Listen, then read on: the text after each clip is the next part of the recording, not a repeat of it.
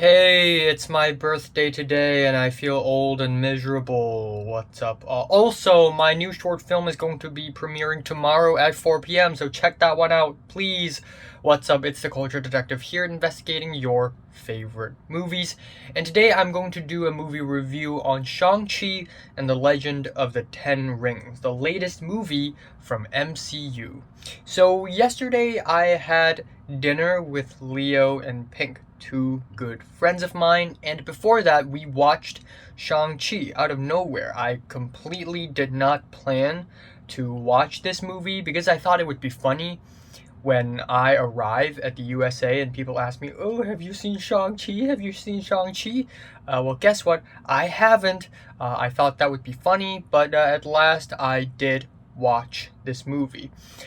And I'm pretty caught up with the MCU ever since Avengers Endgame and Spider-Man 2. MCU has entered its new chapter, a completely new era where everything's changed. I mean, Iron Man's not here anymore, Captain America's not here anymore, a lot of people are gone, and it just needs a great change in story. So we have TV shows like WandaVision, uh, The Falcon and the Winter Soldier, and Loki, and the first two are just kind of mediocre, while Loki being the surprisingly fun one.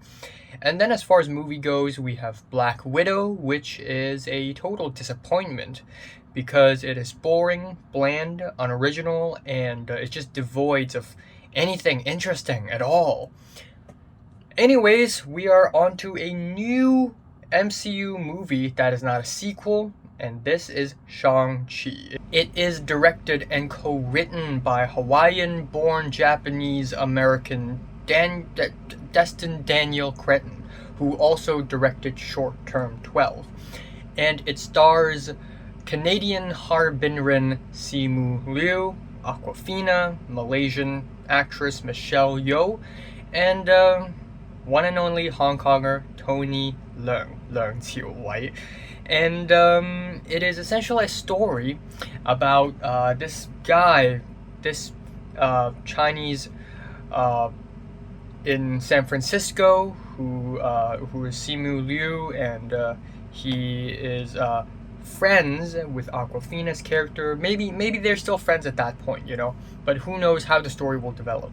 But anyways, Simu Liu's father, played by Tony Leung, is the real Mandarin. If you remember correctly, in Iron Man 3 there is a Mandarin. Oh my gosh, except the Mandarin in Iron Man 3 is not real. Finally, we have the real Mandarin, and his real name is Wen-Su. I forgot, but speaking of Wen-Su, I need to start studying. But anyways, the real Mandarin, whose actual name is not Mandarin, but I'm just going to refer to him as Mandarin from now on. The real one, real Mandarin.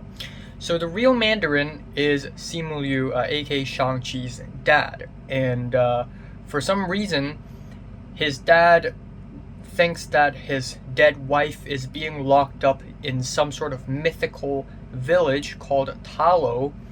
And by breaking his wife out of the prison of this village, he would have to indirectly unleash a bunch of soul-sucking demons. So it is Shang-Chi and his sister's responsibility and duty to sort of stop their dad from doing such an atrocious thing. And first of all, let's get the obvious out of the way. This is easily better than Black Widow. Way better. This is way more enjoyable, way more fun. It's really action-packed. And when I say action-packed, I mean action-packed. Like, the first half of the film is all action. Like, a lot of fighting, a little bit talking, and then a lot of fighting, a little talking, and then a lot of fighting. There's just a lot of fighting, and the fighting is fun. As far as an MCU movie goes, the choreography in this movie is actually pretty cool. And that being said though, I wouldn't say it's like the best choreography in any film ever. Duh. I mean, if you if you've never seen any martial arts film, you may find Shang-Chi entertaining as hell, but just watch any Bruce Lee film, okay? Watch The Raid. This is like nothing in comparison. Anyways, still cool choreography when it comes to MCU movies. It's a nice change of pace. Another thing I really like about this movie is that one of the characters is played by Tony Leung, and he steals every single scene he is. I feel like a lot of people don't know how important of an actor Tony Leung is. The USA has Robert De Niro. We have Tony Leung. He is the acting master. He is in so many movies, and all the way from art house Wong Kar-wai films to like cheap comedies. He's in a lot of them, and he's pretty much good in all of them. He's won 4 Best Actor awards in Hong Kong's local movie awards thing. And he is absolutely fantastic in this movie, Leung Chiu-wai. He is absolutely amazing, and what can I say?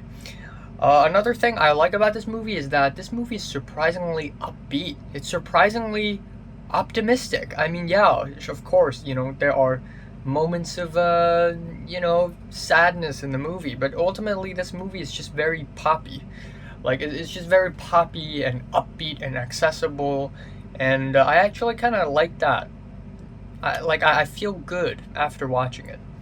That being said, though, I don't think this is a great movie at all. It still has a lot of flaws. First of all, obviously, this is an MCU movie, so expect it to be kind of formulaic, kind of cookie cutter, kind of cliche and predictable. Not much to talk about really. And some characters in this movie are kind of underutilized, especially Shang-Chi's sister. She really doesn't do much in this movie. There are also a lot of lore and things in this movie that I feel like should have more exploration, but doesn't. And I get it, like the whole Ten Ring stuff, it's supposed to continue on in Marvel, in the MCU. If there's ever an Avengers 4, maybe we're going to learn more from this. Maybe the Ten Rings is going to return. Who knows?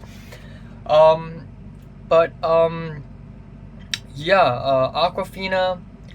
while she is not super annoying in this movie, I still think she isn't great in this movie. I don't think she's that great. And a lot of the stuff in this movie isn't even based off of Chinese mythology. It feels like it's based off of video games more than Chinese mythology. Because I feel like a lot of people are going to watch this movie and be like, "Ooh, wow, I watched Shang-Chi, I understand Asian culture now." Like, no. But I'm just gonna leave it at that. I think this is better than Black Widow. I think it's pretty entertaining. It still has its flaws, and it still has its cringy moments. But it is what it is. Feeling a strong 6 out of 10. So, have you watched Shang-Chi and the Legend of the Ten Rings? From 1 to 10, how much you rate it? Like it, and subscribe if you want more. And thanks for watching. I need to watch Dune.